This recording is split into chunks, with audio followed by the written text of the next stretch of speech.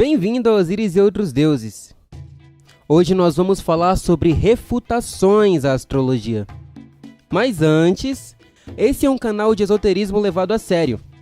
Então se você curte o assunto, não perde tempo e já se inscreve, porque tem muita coisa interessante vindo por aí. Comecemos, pois.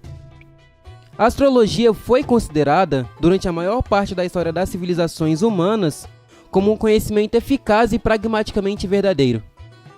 Assim como o misticismo, a influência dos espíritos sobre a matéria, a influência da mente humana sobre a matéria e a existência de entidades superiores que regem a natureza humana.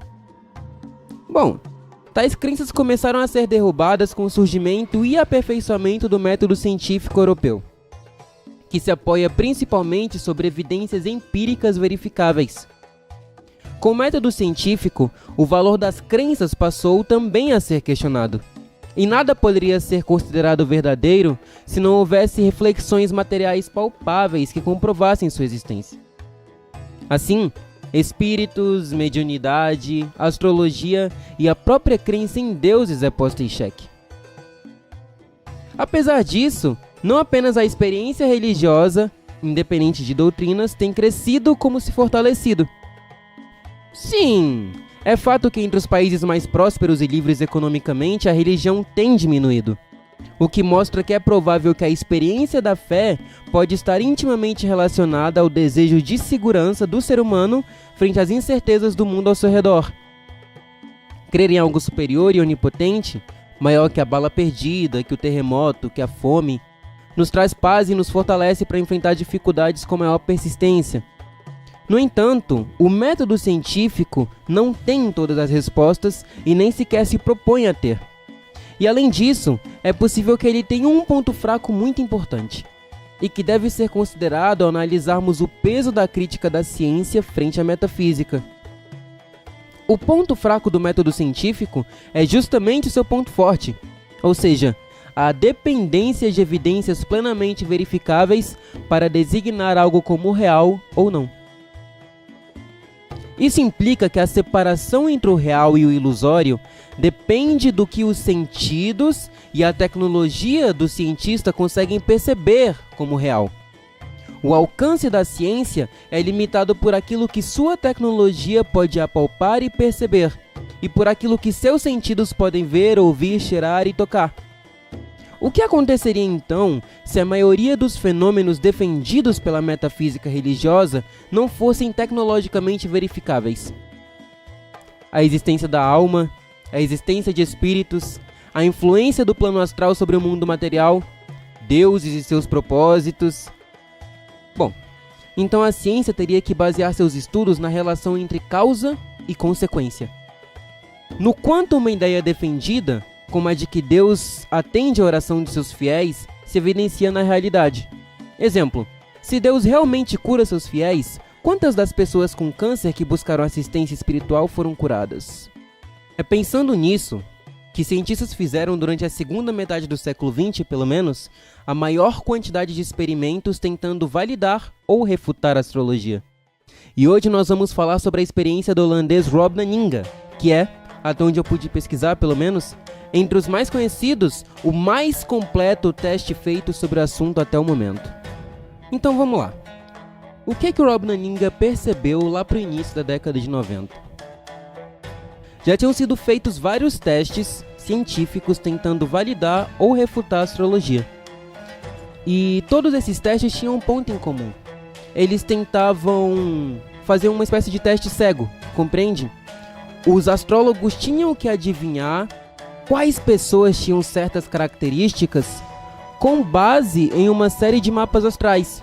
Então, tipo assim, nós queremos que você descubra quem nesse grupo aqui é extrovertido ou é introvertido, ou quantas são introvertidas e extrovertidas, e nós temos esse número de mapas aqui. Vamos lá, descobre aí pra gente. Só que todo o teste que os cientistas publicavam tinha uma resposta dos astrólogos dizendo: não, mas você não está entendendo, você está considerando apenas um aspecto da astrologia, e não o aspecto todo, mas falta a expectação, mas falta a casa, mas falta o tamanho da casa, né? Falta uma série de critérios que deveriam ser avaliados e que não foram avaliados. por vocês, e é por isso que deu errado. E se vocês viram meu vídeo mais recente falando sobre quantas pessoas tem seu signo, que é mais ou menos uma explicação sobre a infinidade de possibilidades que existe para a confecção de um mapa astral, então eu concordo com eles. Quando você vai fazer um teste cego como esse, você tem que avaliar um monte de coisa e não apenas, por exemplo, o signo solar, sabe? Mas o que o Naninga percebeu? Ele falou o seguinte: certo, já que vocês estão dizendo que os cientistas não estão abarcando a infinidade de possibilidades que existe na astrologia para fazer um teste como esse, vou fazer diferente. Eu vou chamar astrólogos para que eles definam quais perguntas podem ou não ser respondidas e quais perguntas serão relevantes para essa pesquisa. E a partir das perguntas que eles fizerem, nós vamos validar de fato a astrologia ou vamos refutá-la definitivamente.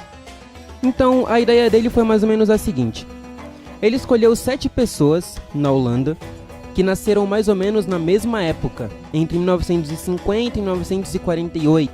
A ideia era distribuir só data e local de nascimento entre os astrólogos, e eles teriam que adivinhar qual era a profissão exercida por essas 7 pessoas com base no mapa delas apenas. Bom, apenas entre vírgula, né? Porque para poder facilitar o trabalho, ele permitiu que os astrólogos fizessem quantas perguntas eles quisessem sobre a vida dessas pessoas, para poder identificar outros aspectos no mapa, né? Por exemplo, com quem elas casaram, com quantos anos elas foram para a escola, como foi a vida delas de escola, essas coisas assim, entendeu? Só que ele teve um primeiro desafio. E o primeiro desafio era convencer astrólogos o suficiente a fazer parte da pesquisa. Qual foi a solução que ele encontrou para isso, então? Dinheiro. Ele ia pagar aquele astrólogo que conseguisse acertar a maior parte de correspondências. Adivinha quantos apareceram? 70 astrólogos. 70 astrólogos que iam defender altruisticamente a honra da ilibada astrologia, sem esperar nada em troca. Só que ele limitou esse número para 50, né? Para ficar melhor o cálculo e também para evitar perder muito dinheiro, caso alguém acertasse. E aí, esses astrólogos tinham a possibilidade de fazer quantas perguntas eles quisessem sobre a vida das pessoas. Eles apareceram só com 10 perguntas. Dessas 10 perguntas, o próprio cientista teve que destrinchar elas em 25 perguntas mais específicas para poder entregar para os astrólogos. Então eles tinham um mapa astral, né, com a data e local de nascimento, e tinham 25 perguntas respondidas por essas 7 pessoas para poder adivinhar. Não deu certo. Não deu certo de jeito nenhum. Esse vídeo vai ter 2 partes, tá? Na primeira parte eu falo só sobre o teste e o resultado do teste, e na segunda parte eu falo sobre por que, na minha opinião, não deu certo. E a gente vai poder debater um pouco sobre isso. Então você pode ver aí na tela o resultado do experimento, né? Em vermelho estão as respostas corretas e os números são quantas pessoas escolheram cada resposta. Bom, velho, por onde eu começo? Tem muitos problemas aí. Primeiro de tudo, eles não concordaram em nada, né? Você pode ver que tipo, as respostas são as mais variadas o possível. E poucas pessoas também acertaram a correspondência correta. E se você viu o primeiro vídeo, se você não viu, volta e vê o primeiro vídeo, porque ele é muito importante para entender esse aqui também. Você já tem uma ideia do porquê que não deu certo, né? Vamos lá, primeira hipótese. A data tá errada. Só pode. A data tá completamente errada. Ele entregou a data errada e pregou uma peça nesses astrólogos. Não. Houve um cuidado muito grande para escolher pessoas que tivessem a data, até mesmo os minutos, exatamente registrados. Então essa hipótese é totalmente descartada. Segunda hipótese. Os astrólogos não tinham a menor ideia do que eles estavam fazendo. Não, cara. A maioria dos astrólogos já tinha lido mais de 50 livros sobre astrologia. Eles faziam curso sobre astrologia ou eles davam curso sobre astrologia. Uma boa parte também ganhava dinheiro com astrologia e já tinha analisado mais de 100 mapas. Então era uma galera muito experiente. A data não estava errada. O astrólogo era experiente. O que aconteceu então? O que aconteceu é que o mais bem sucedido deles acertou só 3 correspondências de 7. E metade deles acertou nada. Nada. Os caras não acertaram nada. Pra você ter ideia, a média de acertos foi de 0,76, cara. Mas nós temos a justificativa dos astrólogos para isso. Metade deles disseram que ficaram surpresos com o resultado. 4 deles desacreditaram completamente da astrologia. Mas 16 entre eles permaneceram firmes. Disseram: alto lá! Não foi dessa vez, mas a ciência ainda pode comprovar que a astrologia é verdadeira e funciona. Mas a maioria das respostas foi mais ou menos a seguinte. Muitos disseram que os planetas geracionais, que são aqueles planetas mais gerais, Urano, Netuno, Plutão, Saturno de vez em quando, Júpiter, eram muito próximos, estavam sempre na mesma casa, então não tem como você avaliar muito bem a partir disso.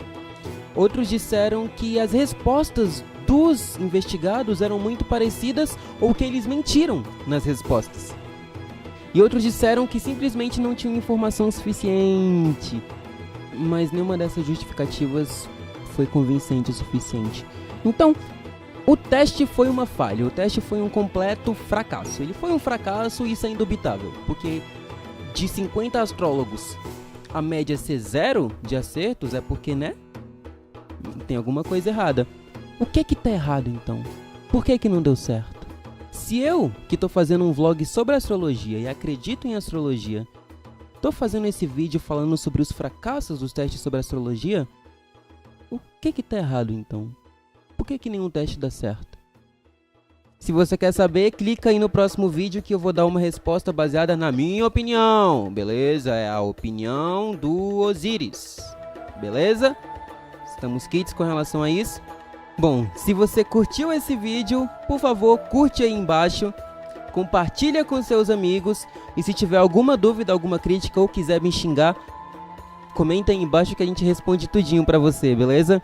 Muito obrigado pela audiência.